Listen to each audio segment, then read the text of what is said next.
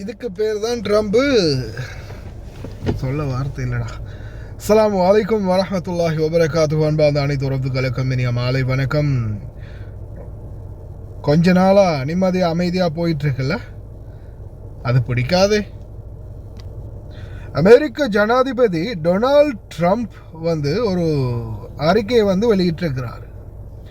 அது என்ன அறிக்கை அப்படின்னு பார்த்தீங்கன்னா, கடந்த காலங்களில் இந்த அறிக்கையால் தான் மிகப்பெரிய ஒரு பிரளயமே ஏற்பட்டு இந்த நாட்டுக்குள்ளே மிகப்பெரிய ஒரு சண்டையே ஏற்பட்டுச்சு அப்படின்னு சொல்லலாம். மறுபடியும் ட்ரம்ப் அந்த அறிக்கையை வெளியிட்டதால் ஈரானுடைய மிகப்பெரிய ஒரு கோபத்தையும் அவர்களுடைய எதிர்ப்பையும் மீண்டும் அமெரிக்க ஜனாதிபதி டொனால்ட் ட்ரம்ப் சம்பாதிக்கிறார் அப்படின்றதுல எந்த மாற்று கருத்தும் இல்லை.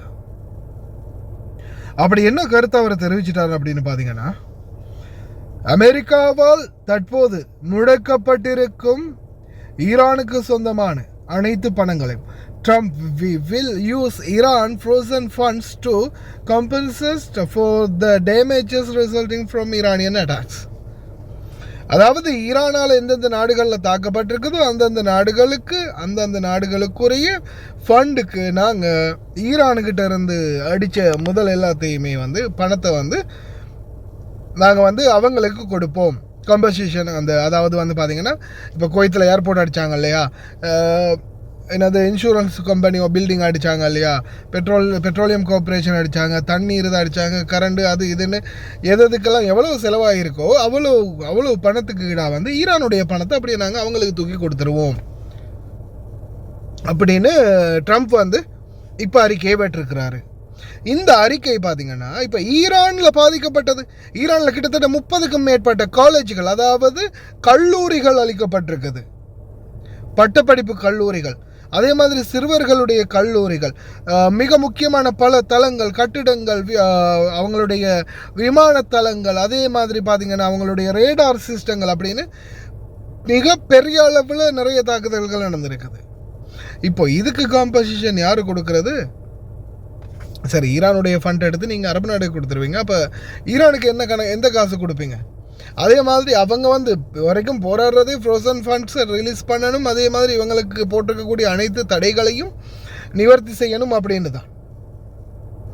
இப்போ இந்த நேரத்தில் ட்ரம்ப் இந்த மாதிரியான ஒரு ரூல்ஸை போட்டால் நிச்சயமாக இது மிக பெரிய ஒரு தலைவலியை மறுபடியும் அரபு நாடுகளுக்குள்ளே உருவாக்க போகுது அப்படின்றதுல எந்த ஒரு மாற்று கருத்தும் இல்லை.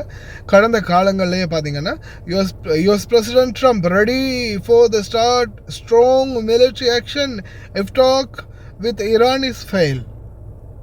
அதாவது ஈரானோட பேச்சுவார்த்தை பலனளிக்கவில்லை என்றால் மிக தீவிரமாக தாக்குவோம் அப்படின்னு தெரிவிச்சிருக்கிறாங்க. எங்கே போய் முடிய போகுதுன்னு தெரியலை, ஆனால் நிலைமை ரொம்ப மோசமாகிட்டு இருக்குது அப்படின்றது மட்டும் தெளிவாகவே தெரியுது. அதே மாதிரி காலையில் ஒரு வீடியோ ஒன்று எடுத்தேன், போடுறேன், கடைசியில் பாருங்கள். ட்ரம்ப் டேஸில் ஸ்பீச்சும் இருக்குது, அதையும் போடுறேன்னு தெரிஞ்சவங்க, ஆங்கிலம் தெரிஞ்சவங்க பாருங்கள். இன்றைக்கி காற்று செம்ம வேகமாக இருக்குது. நேற்று தான் காற்று அடிக்கும் அப்படின்னு சொன்னாங்க, ஆனால் காற்று ஒரு நாளை விட்டு இன்றைக்கி வந்துருச்சு அப்படின்னு நினைக்கிறேன். செம்ம காற்று மக்களே, காற்று பாருங்கள் சவுண்டு. இந்த பார்க்கின் அந்த இதுகளுடைய கம்பிகள் கேட்குதா சத்தம், இரும்பு, அந்த இரும்புகள் எல்லாம் கலட்டி வீசுகிற அளவுக்கு சத்தம். கவனமாக இருங்க, தூசி காற்று அதிகமாக இருக்குது. பார்ப்போம் என்ன தான் நடக்குதுன்னு. ட்ரம்ப் இந்த மாதிரி அறிக்கை விட்டது, போன வாட்டியும் இந்த மாதிரி ஒரு அறிக்கை விட்டு தான் பிரச்சனை மறுபடியும் சூடு பிடிச்சது. மறுபடியும் இதே அறிக்கையை விட்டுருக்கிறான். என்ன நடக்க போகுது ஆண்டவன்கிட்டே பாரு.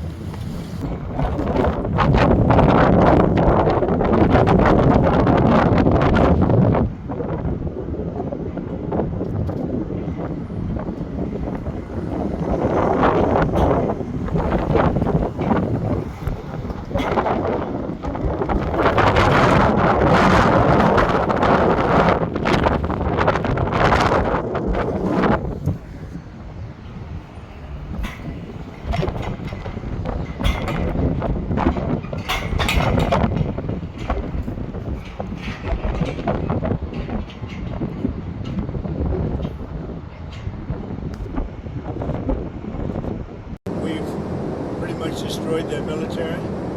They want to meet, and we're meeting. We'll see what happens. There's a chance we could make a deal. Without what we did, they wouldn't even be talking to us. They requested a meeting through their surrogates and directly. And we're meeting, and, good things can happen, I guess. Oil dropped very big today. Stock markets, as of about an hour ago, was like through the roof. But no, they requested a meeting. They would not have requested the meeting if we were doing poorly. The only reason they want to meet is because we've been hitting them very hard. You said that Iranian assets will be used to pay for damages to ships that are hit in the Strait of Hormuz. Would the U.S. pay shipping companies directly? No, we're going to use Iran's money to pay for the damage they did. In other words, the Iran money that we control will be used to pay for damages. Sound good? Not bad, right? We should be okay. அனைத்து சலுகைகளுடனும் நீங்களும் Kuwait, Dubai, Abu Dhabi போன்ற நாடுகளுக்கு வெளிநாடு செல்ல வேண்டுமா? உங்களுக்கான விடுமுறை மற்றும் போனஸ் அனைத்து சலுகைகளுடனும் விதேசி வெளிநாட்டு வேலைவாய்ப்பு மையம். தொடர்புகளுக்கு இப்போதே அலையுங்கள் 0742-800800. இப்போது உங்களுக்கும் குவைத்தில் இருந்து ஏர் கார்கோ மூலம் உங்களுடைய பொருட்களை இலங்கை தாய் நாட்டுக்கு பாதுகாப்பாக அனுப்ப லயன் எக்ஸ்பிரஸ் கார்கோவை இப்போதே அழையுங்கள். 65675177 என்ற தொலைபேசி இலக்கத்திற்கு.